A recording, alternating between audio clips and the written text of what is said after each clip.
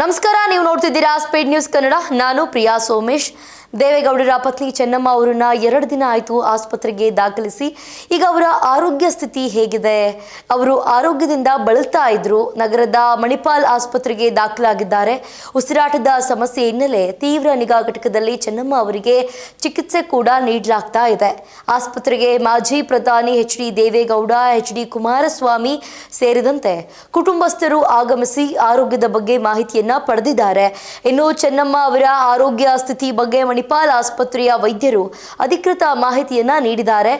ಪತ್ನಿ ಚೆನ್ನಮ್ಮ ಅವರು ಅನಾರೋಗ್ಯದಿಂದ ಬಳಲ್ತಾ ಇದ್ದು ಈಗ ಮಣಿಪಾಲ್ ಆಸ್ಪತ್ರೆಗೆ ದಾಖಲಾಗಿದ್ದಾರೆ. ಏನ್ ಕಾರಣ, ಯಾಕಾಗಿ ದಾಖಲಾದ್ರು ಅಂದ್ರೆ ಅವರಿಗೆ ಉಸಿರಾಟದ ಸಮಸ್ಯೆ ಇತ್ತು, ಉಸಿರಾಡೋದಕ್ಕೆ ಆಗ್ತಾ ಇರಲಿಲ್ಲ, ಹಾಗಾಗಿ ಆಸ್ಪತ್ರೆಗೆ ದಾಖಲಿಸಲಾಗಿತ್ತು. ಈ ಒಂದು ಹಿನ್ನೆಲೆಯಲ್ಲಿ ತೀವ್ರ ನಿಗಾ ಘಟಕದಲ್ಲಿ ಚೆನ್ನಮ್ಮ ಅವರಿಗೆ ಚಿಕಿತ್ಸೆಯನ್ನ ನೀಡಲಾಗ್ತಾ ಇದೆ. ಆಸ್ಪತ್ರೆಗೆ ಎಚ್.ಡಿ. ದೇವೇಗೌಡರಾಗಿರಬಹುದು, ಕುಮಾರಸ್ವಾಮಿ ಅವರ ಮನೆಯವರು ಎಲ್ಲರೂ ಕೂಡ ಕುಟುಂಬಸ್ಥರು ಆಗಮಿಸಿದ್ದಾರೆ. ಆರೋಗ್ಯದ ಬಗ್ಗೆ ಮಾಹಿತಿಯನ್ನ ಪಡೆದುಕೊಂಡಿದ್ದಾರೆ.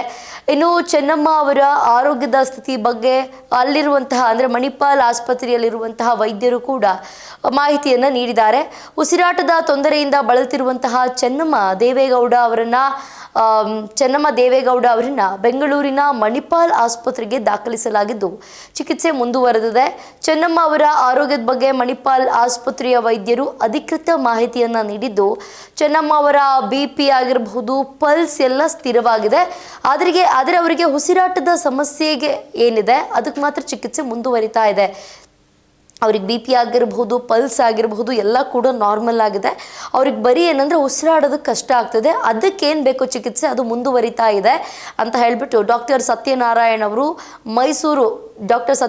ಮೈಸೂರು ಹಾಗೆ ಡಾಕ್ಟರ್ ಸುನಿಲ್ ಕಾರಂತ್ ನೇತೃತ್ವದ ತಂಡದಿಂದ ಚಿಕಿತ್ಸೆ ನಡೀತಾ ಇದೆ. ತೀವ್ರ ನಿಗಾ ಘಟಕದಲ್ಲಿ ಚಿಕಿತ್ಸೆ ಮುಂದುವರಿತಾ ಇದೆ ಎಂಬ ಮಾಹಿತಿ ಕೂಡ ಲಭ್ಯವಾಗಿದೆ. ಪತ್ನಿ ಅನಾರೋಗ್ಯ ಹಿನ್ನೆಲೆ ಮಣಿಪಾಲ್ ಆಸ್ಪತ್ರೆಗೆ ಖುದ್ದು ಮಾಜಿ ಪ್ರಧಾನಿ ಎಚ್.ಡಿ. ದೇವೇಗೌಡ ಅವರು ಆಗಮಿಸಿ ಚೆನ್ನಮ್ಮ ಅವರ ಚಿಕಿತ್ಸೆ ಬಗ್ಗೆ ಮಾಹಿತಿಯನ್ನ ಪಡೆದಿದ್ದಾರೆ. ಅಲ್ಲದೆ ವೆಂಟಿಲೇಟರ್ ಚಿಕಿತ್ಸೆ ಕೊಡಿಸೋ ಬಗ್ಗೆ ಕೂಡ ವೈದ್ಯರ ಬಳಿ ಚರ್ಚೆಯನ್ನ ನಡೆಸಿದ್ದಾರೆ ಎನ್ನಲಾಗ್ತಾ ಇದೆ. ಸದ್ಯಕ್ಕೆ ಚೆನ್ನಮ್ಮ ಅವರು ಚಿಕಿತ್ಸೆಗೆ ಸ್ಪಂದಿಸುತ್ತಿದ್ದು ಉಸಿರಾಟವು ನಾರ್ಮಲ್ ಹಂತಕ್ಕೆ ಬಂದಿದೆ ಎಂಬ ಮಾಹಿತಿ ಕೂಡ ಲಭ್ಯವಾಗಿದೆ. ಈಗ ಅವರ ಆರೋಗ್ಯದಲ್ಲಿ ಏನು ಅಷ್ಟೊಂದು ಇದಿಲ್ಲ, ಓಕೆ ಒಂಚೂರು ಬೆಟರ್ ಆಗಿದ್ದಾರೆ ಅಂತ ಹೇಳ್ಬಿಟ್ಟು ಮಾಹಿತಿಯನ್ನ ಕೊಟ್ಟಿದ್ದಾರೆ. ದೇವೇಗೌಡ ಕುಟುಂಬಸ್ಥರು ಎಲ್ಲರೂ ಆಸ್ಪತ್ರೆಗೆ ಆಗಮಿಸಿ ಚೆನ್ನಮ್ಮ ಅವರ ಆರೋಗ್ಯವನ್ನ ವಿಚಾರಿಸಿದ್ದಾರೆ.